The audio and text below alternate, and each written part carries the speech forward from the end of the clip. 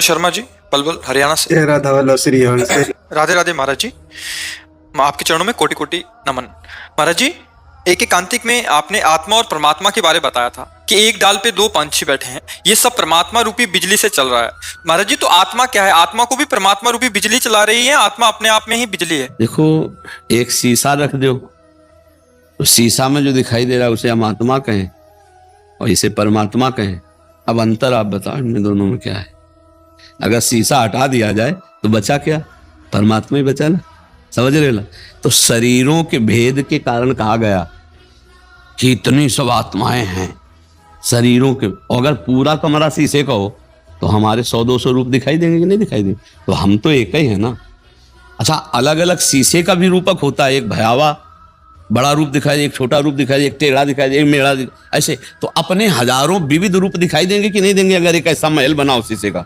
ऐसे ही एक परमात्मा तत्व इन सब रूपों के कारण अलग अलग कहा जाता है, वो है एक ही।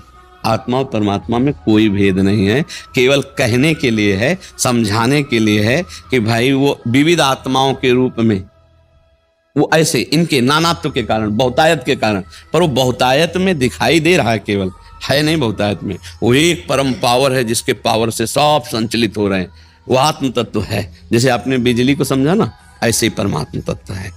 करण के प्रभाव से अलग अलग बिजली अपना प्रभाव दिखा रही, ऐसे ही स्वभाव के प्रभाव से कोई साधु, कोई असाधु, कोई दुष्ट, कोई बढ़िया महान, कोई जड़, कोई चैतन्य, लेकिन तत्व उसमें एक ही है।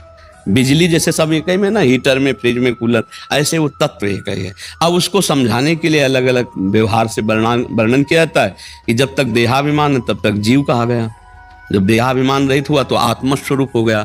आत्मस्वरूप ही परमात्मा स्वरूप है। आत्मा ही परमात्मा है, परमात्मा ही आत्मा, उसके सिवा कोई नहीं है। वही है, ना कोई जीव है, ना कोई स्त्री है, ना कोई पुरुष है। भगवान स्वयं कह रहे हैं, बहुनाम जन्म नावंते ज्ञानवान माम प्रपद्यते वासुदेवा सर्वमित सा महात्मा सुदुर्लभा। बहुत जन्मों की साधना के बाद ये ज्ञान होता है कि वासुदेव भगवान श्री कृष्ण ही सब जगह विराजमान है। ये ज्ञान हो जाए तो, अब जैसे आप नम्रता से बात कर रहे हो तो हम आपको भगवान मान भी सकते हैं। कोई आके गाली दे और खूब अधर्म आचरण, फिर उसमें भगवान हम कैसे मान? लेकिन है उसमें भी भगवान। वो यंत्र है, गलत यंत्र है तो उसमें बिजली का पावर गलत प्रयोग हो रहा है। जैसे वाणी है, एक बहुत मृदु बोल रहा है, एक बहुत कठोर बोल रहा है, लेकिन पावर तो वही है ना। पावर में तो कोई अंतर नहीं है। वाणी यंत्र है। अब इसमें एक स्वभाव गलत है तो गलत बोल रहा है, एक का स्वभाव अच्छा है तो अच्छा बोल रहा है, लेकिन पावर दोनों कोई परमात्मा ही दे रहा है। दोनों वाणी को पावर परमात्मा। तो हम लोग जब क्रिया देखते हैं तो भगवान को नहीं देख पाते, और जब भगवान को देखते हैं तो फिर क्रिया का महत्व नहीं रहता। जब क्रिया देखते हैं तो राग द्वेष होता है, अच्छा बुरा लगता है, कुछ अच्छा लगा कुछ बुरा लगा, और जब भगवान को देखते हैं तो अच्छा बुरा मिट जाता है। अरे वही परमात्मा ही सब रूपों में बैठा हुआ, वही परमात्मा है। तो ये बात है कि वो आत्मा ही परमात्मा है, परमात्मा ही आत्मा है। उसको समझाने के लिए दो रूपक कह के, जैसे समझाने के लिए शिष्य और गुरु, तो जो शिष्य है वही गुरु है, जो गुरु है वही शिष्य है। समझ में आने के बाद यही आएगा ना, लेकिन समझाने के लिए दो हो गए ना, शिष्य और गुरु। लेकिन जब समझ जाएगा तो फिर एक ही बचेगा ना। शिष्य कह सकते हैं ना गुरु कहे, या तो गुरु गुरु कहो या तो शिष्य शिष्य कहो, वो एक ही हो गया, दो नहीं बचे, वो सब भगवत स्वरूप हो गया।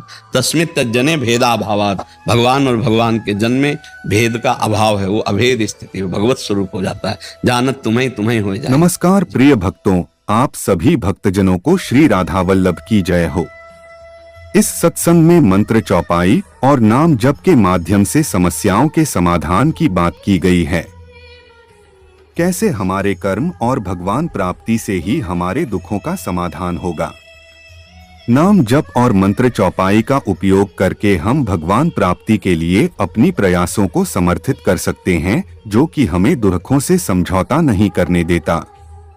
भगवान के नाम का जप करने से हम दुख सहने की सामर्थ्य प्राप्त करते हैं और माया से मुक्त होते हैं। इससे हमें आनंद और शांति की प्राप्ति होती है। कर्मों को नष्ट करने की बजाय हमें नाम जप करके भगवान की प्राप्ति की ओर बढ़ना चाहिए। इससे हमारे पाप कर्मों का नाश होता है और हमें उच्चतम धार्मिक स्थिति प्राप्त होती है। हमें अपने संघर्षमय जीवन में भी भगवान का ध्यान रखना चाहिए। यह हमें दुखों से समझौता नहीं करने देता। भगवान प्राप्ति से ही हमारे सभी दुखों का समाधान होगा। हमें अपनी समस्याओं को मिटाने के लिए भगवान को ध्यान में रखना चाहिए और उनके नाम का जप करना चाहिए। धन्यवाद। आप सभी का दिन मंगलमय हो। जय श्री राधा वल्लभ की जय हो।